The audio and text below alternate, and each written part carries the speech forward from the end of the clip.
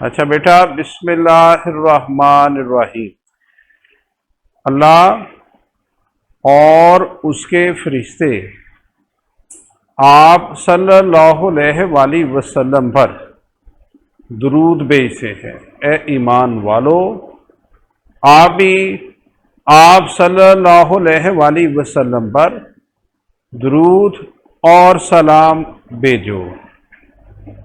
बेटा देखें कि आज का हमारा लेक्चर है स्पोर्ट एंड मूवमेंट।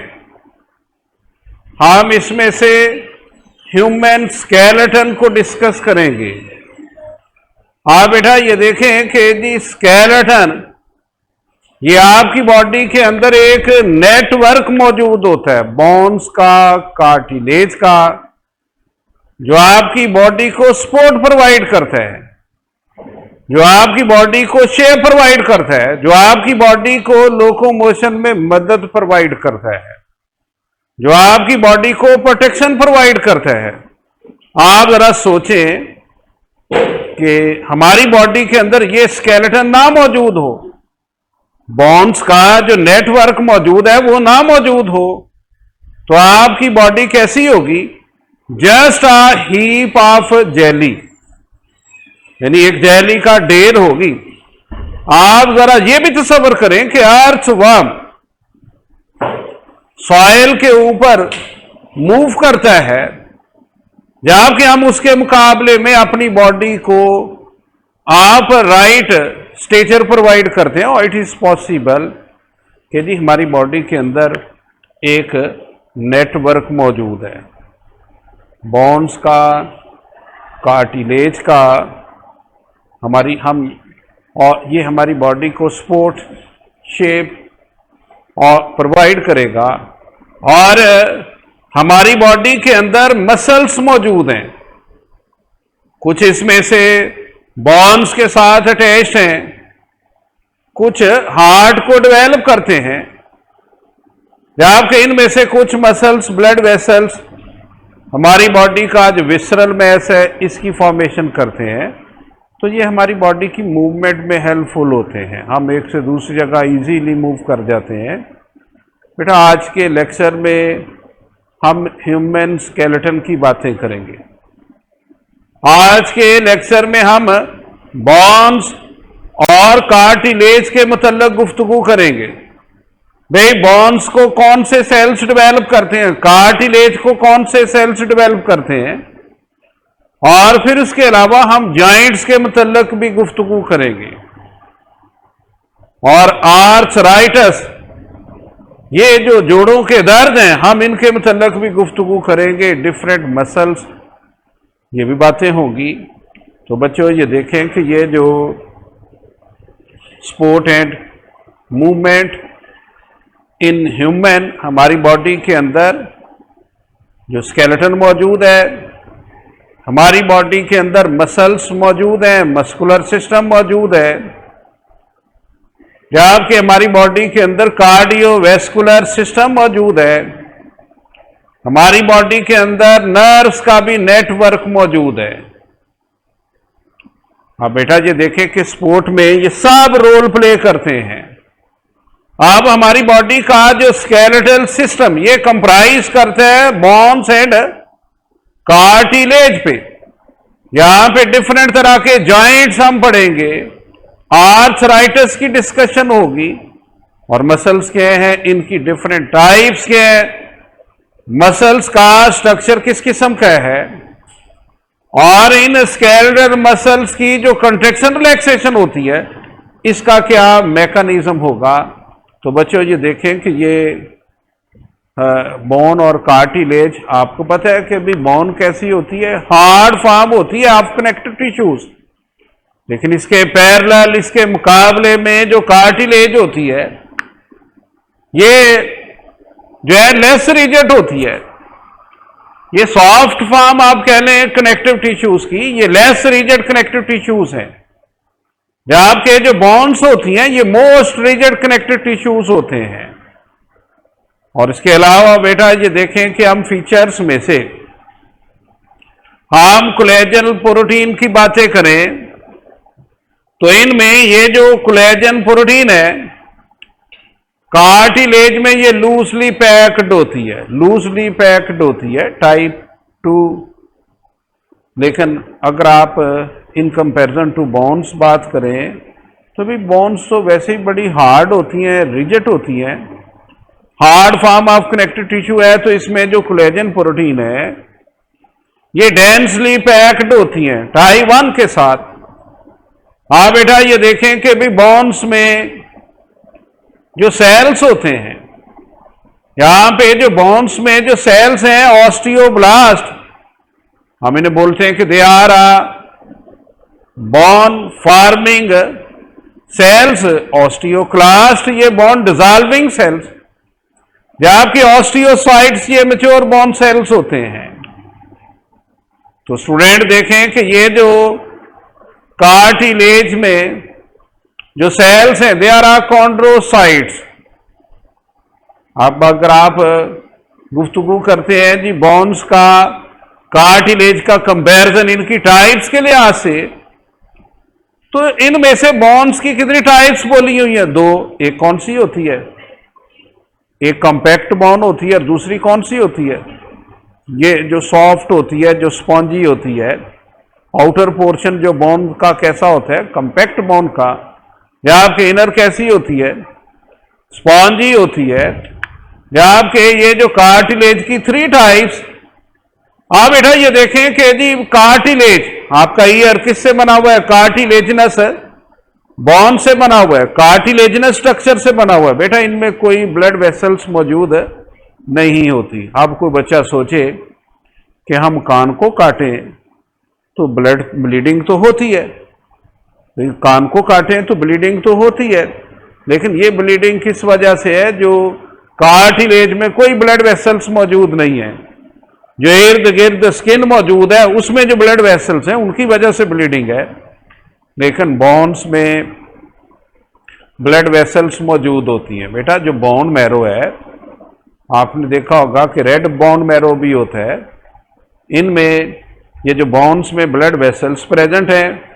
कार्टिलेज और बोन्स का comparison minerals point of view से, तो बोन्स में तो बोन मैरो जिसमें बहुत ज्यादा मिनरल्स मौजूद होती हैं, कार्टिलेज में ऐसा कोई मिनरल मौजूद नहीं है। आप बेटा कार्टिलेज के जो बाहर पेरिकॉन्ड्रियम मौजूद है, ये भी एमसीक्यू बन सकता है। हर स्टेप से कोई ना कोई एमसीक्यू बन सकता है। या आपके ये जो बोन्स हैं इनके बाहर पेरीऑस्टियम, ये बाहर वाली लेयर, ये एक्सटर्नल कवरिंग कौन सी है? पेरीऑस्टियम है। आप बेटा ये देखें कि कार्टिलेज है, इसकी कोई रीशेपिंग नहीं होती, बोन्स की रीशेप हो सकता है। और इसके अलावा बेटा ये देखें कार्टिलेज है, इसकी कोई हीलिंग नहीं है। बोन्स की क्या होती है? हीलिंग होती है। आपने पहलवान देखे होंगे जो देसी कुश्ती वाले होते हैं, ये देसी कुश्ती गांव में या मुख्तलिफ जगहों पे जो लड़ी जाती है, तो उसमें ये अजीब सा रवाज है कि जो अखाड़े वाले होते हैं, जो कोच होते हैं, उन्होंने आपने जो स्टूडेंट के शागिर्दों के ऐसे कान प्रेस किए हुए होते हैं। कभी आप देखें तो उनकी ये कार्टिलेज उसका ब्रेकेज हुआ वो होता है कि थोड़ा सा कान टूटा हुआ है। टूटा हुआ ये नहीं, वहीं पे ही जुड़ा हुआ होता है, लेकिन उसकी कार्टिलेज का ब्रेकेज उन्होंने किया वो होता है ताकि पता चले कि ये पहलवान है। जबकि मुझे ये कोई अच्छा ट्रेंड नहीं है। ठीक है, कुश्ती लड़नी है, एक्सरसाइज उखाड़े पे होती है, आप उसको ट्रेनिंग देख, ये क्या निशानी हुई।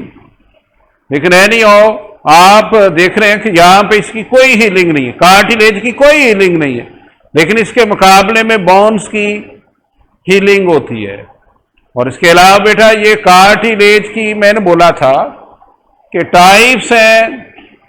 हेलाइन कार्टिलेज है जो आपको जॉइंट्स के ऊपर, उनके सिरों के ऊपर नोज, लेरिंक्स और ट्रेकिया जो हमारा विंड पाइप है, तो वहां पे मौजूद है। ये आप कह लें कि most abundantly present around the joints हैं। आपके इलास्टिक कार्टिलेज है बेटा, ये देखें अभी बातें हो रही थी एक्सटर्नल ईयर इसके मतलब, और आपका जो ग्लाटस है उसके ऊपर जो ढक्कन जिसको हम एपिग्लाटस बोलते हैं, ये भी किससे कंपोस्ट है? इलास्टिक कार्टिलेज से।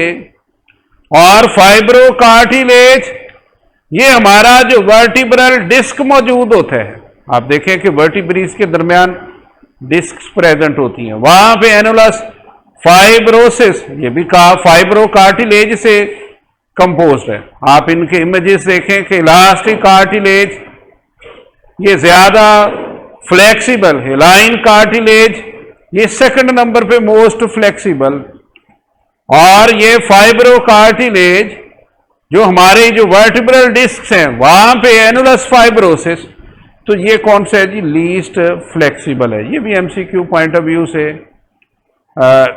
इंपॉर्टेंट। आप मजीद देखें कि भी मैंने बोला था जी बोन, जिसको हम बोलते हैं hard form of connective tissue बोलते हैं। ये जो बोन्स हैं इनमें से आउटर पोर्शन देखें इस बोन का, हम इसे कॉम्पैक्ट बोन बोलते हैं, जबकि दरमियान में ये कौन सी बोन है? स्पॉन्जी बोन होती है। और ये जो बोन है एक्चुअली ये फीमर लॉन्ग बोन, इसके भी डिफरेंट पार्ट्स के भी नाम बोले हुए हैं कि डायाफाइसिस क्या है, मेटाफाइसिस क्या है, एपिफाइसिस क्या है, इसके डिफरेंट पार्ट्स। आप अच्छे ये देखें कि ये जो स्पॉन्जी बोन होती है ना, जो इसका जो मिडल पोर्शन होता है पोरस, इसमें ब्लड वेसल्स भी मौजूद हैं, सॉफ्ट होती है, रेड बोन मैरो, और इसमें बोन मैरो इनमें मिनरल्स भी प्रेजेंट होती है, इनकी भी डेपोजिशन होती है। आपके ये जो आउटर पोर्शन है कंपैक्ट बोन है, ये डेंस होती है, और अमूमन जो मसल्स की अटैचमेंट होती है, स्केलेटल मसल्स जो अटैच होते हैं विद द बोन्स, ये किसके साथ अटैच्ड होते हैं? ये इन कॉम्पैक्ट बोन के साथ अटैच्ड होते हैं। बेटा किसके जरिए से अटैच्ड होते हैं? कनेक्टिव टिश्यूज होते हैं, जिनको हम क्या बोलते हैं? टेंडन्स। टेंडन्स ऐसे कनेक्टिव टिश्यूज होते हैं जो मसल को किसके साथ जोड़ देते हैं? बोन के साथ जोड़ देते हैं। और ये टेंडन्स कैसे होते हैं? In elastic in nature. In elastic in nature, जाहिर है मसल जब कॉन्ट्रैक्टर रिलैक्स करता है तो बोन के साथ जुड़ा हुआ वो होता है, टेंडन्स के जरिए से। Tendons in elastic in nature होते हैं, तो ये फिर बोन को भी ये मूव करवाते हैं। और इसके अलावा बेटा देखें कि ये जो मुख्तलिफ तरह के जो जॉइंट्स हैं, हम जॉइंट्स की different variety on the basis of their structure की बेस पे हम जॉइंट के फीचर्स डिस्कस करेंगे, structure, joint cavity, mobility, location और इनके फंक्शंस। आप देखें कि स्ट्रक्चर की बेसिस पे हम इनकी 3 टाइप्स बोल रहे हैं: fibrous joints, cartilaginous joints, synovial joints. इनमें से फाइब्रस जॉइंट्स ये कहां पे मौजूद होते हैं? यहां पे बच्चों ये देखें कि ये फाइब्रस जॉइंट्स ये हमारी जो स्कल की बोन्स होती हैं, ये जो जॉइंट्स होते हैं ना, जो जॉइंट्स मीन कि वो जगह जहां पे 2 बोन्स आपस में मिलती हैं। तो फाइब्रस जॉइंट्स में कनेक्टिव टिश्यूज होते हैं जिनमें कोलेजन प्रोटीन्स भी मौजूद होती है, और ये फाइब्रस टिश्यूज, ये फाइब्रस कनेक्टिव टिश्यूज बोन्स को आपस में जकड़ कर रखते हैं, आपस में जोड़ कर रखते हैं। इनमें कोई कैविटी नहीं है। जाहिर है ये जो बोन्स हैं ये फाइब्रस कनेक्टिव टिश्यूज ने जोड़कर रखा आपस में, इनमें कोई मूवमेंट मौजूद नहीं होती। आप देखें बेटा हमारी स्कल है, क्रेनियम है, इसमें डिफरेंट बोन्स मौजूद होती हैं। कभी ऐसा तो नहीं हुआ कि ये जो टेम्पोरल बोन इधर मूव कर जाए, ऑक्सीपिटल बोन इधर मूव कर जाए, ऐसा कोई चक्कर नहीं है, इनमें कोई मूवमेंट नहीं है। और फिर इसके अलावा हमारे जो दांत ये जबड़ों के अंदर फिक्स्ड होते हैं, इनमें भी कोई मूवमेंट नहीं है। कि आप ऐसा करें कि दांत को बाहर निकालें साफ करके फिर उसमें सॉकेट में प्लेस कर दें, ऐसा नहीं है। ये फाइब्रस जॉइंट्स होते हैं और ये सपोर्ट प्रोवाइड करते हैं, प्रोटेक्शन प्रोवाइड करते हैं जो हमारे डेलिकेट स्ट्रक्चर्स को। जबकि ये जो कार्टिलेजिनस जॉइंट्स होते हैं ये आपस में एडजेसेंट बॉन्ड्स यूनाइटेड होती हैं, किसके जरिए से? फाइब्रो कार्टिलेज के जरिए से, हेलाइन कार्टिलेज के जरिए से। स्टूडेंट देखें कि ये थोड़ी बहुत मूवमेंट की परमिशन देते हैं, स्लाइटली मूवेबल होते हैं। हमारी ये जो रेब्स हैं, पसली हैं, ये किसके साथ जुड़ी हुई होती हैं? आपकी चेस्ट कैविटी में ये जो बोन होती है, हम इसे स्टर्नम बोलते हैं, इसके साथ इसकी अटैचमेंट। आपकी ये जो रेस्ट है या हमारी एड़ी है, एंकल है, इसमें जो बोन्स हैं इनमें भी थोड़ी बहुत मूवमेंट परफॉर्म होती है। ये जो आप कह लें कि इनका फंक्शन कैसा होता है, ये बोन्स की ग्लाइडिंग करवाती है, बोन्स की ग्लाइडिंग करवाती है। बेटा ये जो रिस्ट है ना, इसमें छोटी छोटी बोन्स होती हैं, ये एक दूसरे के साथ इनकी ग्लाइडिंग मूवमेंट। जबकि साइनोवियल जॉइंट्स, इनमें साइनोवियल कैविटी डेवलप होती है। यहां पे फ्रीली मूवेबल जॉइंट्स होते हैं। आप अपना शोल्डर देखें, ये हमारा जो शोल्डर जॉइंट होता है, यहां आप अपने बाजू को फ्रीली मूव करते हैं। बॉलर आपने देखा होगा कि किस तरह से अपने बाजू को रोटेट करते हैं। इसी तरह से हमारे ये हिप जॉइंट्स हैं, ये भी सेवरल डायरेक्शन में मूवमेंट इनकी होती है। आप एक्सरसाइज करते हैं तो इस दौरान भी आपने ऑब्जर्व किया होगा कि सेवरल डायरेक्शन में हम इसकी मूवमेंट परफॉर्म करते हैं। ये इनकी जो टाइप्स में से hinge joints, pivot joints, ball and socket joint, ये जबकि इनकी ये क्या अपॉर्चुनिटी प्रोवाइड करते हैं बोन्स को, इनमें फ्री मूवमेंट होती है। बेटा ये देखें कि हमारी बहुत सी जगहों पे पाइवोट जॉइंट भी होते हैं। आप अपने बाजू को इस तरह से करें, रेडियस और अल्ना ऐसे घुमाएं तो ये दोनों बोन्स रोटेट करती हैं। इसी तरह से हम अपनी स्कल को इस तरह से मूव करें तो इनमें भी रोटेशन परफॉर्म होती है। ये कौन से? पाइवोट जॉइंट होते हैं। और हिंज जॉइंट आपका ये जो एल्बो जॉइंट है या हमारा जो नी जॉइंट होता है, hinge joints, ball and socket joint. अभी मैंने आपको बोला कि जो शोल्डर जॉइंट है, हिप जॉइंट है, तो यहां पे ये जो जॉइंट्स है ना, यहां पे कैप्सूल मौजूद होता है जो बोन्स को होल्ड करता है। इसकी जो आउटर लेयर है, ये यहां पे लिगामेंट्स मौजूद होते हैं। लिगामेंट किनको बोलते हैं? ऐसे कनेक्टिव टिश्यूज जो बोन को बोन के साथ जोड़ते हैं। बेटा टेंडन्स, ऐसे कनेक्टिव टिश्यूज जो मसल्स को बोन्स के साथ जोड़ते हैं। टेंडन्स कैसे होते हैं? इन इलास्टिक इन नेचर, लेकिन लिगामेंट्स कैसे होते हैं? स्लाइटली इलास्टिक इन नेचर होते हैं। और इनकी इनर लाइनिंग, इनर लेयर ये कौन सी है? साइनोवियल मेम्ब्रेन होती है। आपके बच्चों ये देखें जी, on the basis of structure and movement, ये मैंने बोला कि जी मूवमेंट की बेसिस पे, स्ट्रक्चर की बेसिस पे hinge joint, ball and socket joint. ये जो हिंज जॉइंट्स जो होते हैं, यहां पे सिलेंड्रिकल प्रोजेक्शन होती है। One bone fit into the trough shaped structure, trough shaped surface provided by the other bone. आप देखें कि ये जो हमारा जो एल्बो जॉइंट है और नी जॉइंट है, तो यहां पे सिंगल पेयर ऑफ मसल्स मौजूद होते हैं। और ये जो सिंगल पेयर, ये जो मसल्स की प्रेजेंस होती है, ये दोनों एक दूसरे के पैरेलल रन कर रहे होते हैं। आप एल्बो जॉइंट की बात करें तो यहां पे बाइसेप मसल्स हैं और ट्राइसेप मसल्स हैं। बाइसेप मसल्स, बेटा देखें कि हर मसल की एक ओरिजिन होता है। एक उसकी बेली होती है, एक उसका इंसर्शन होता है। आपका ये जो बाजू है ना, इसमें से ये बोन्स, ये ह्यूमरस, ये इमूवेबल है। अगर आप एल्बो जॉइंट की बात करें तो ये एल्बो जॉइंट में इस मूवमेंट में रेडियस और अल्ना की मूवमेंट हो रही है, हिमरस की मूवमेंट है नहीं हो रही। तो यहां पे ये जो इमूवेबल बोन होती है वहां से मसल शुरू होता है, हम उसे ओरिजिन बोलते हैं, और जॉइंट से परे जाकर ये बोन के साथ जाकर अटैच होता है।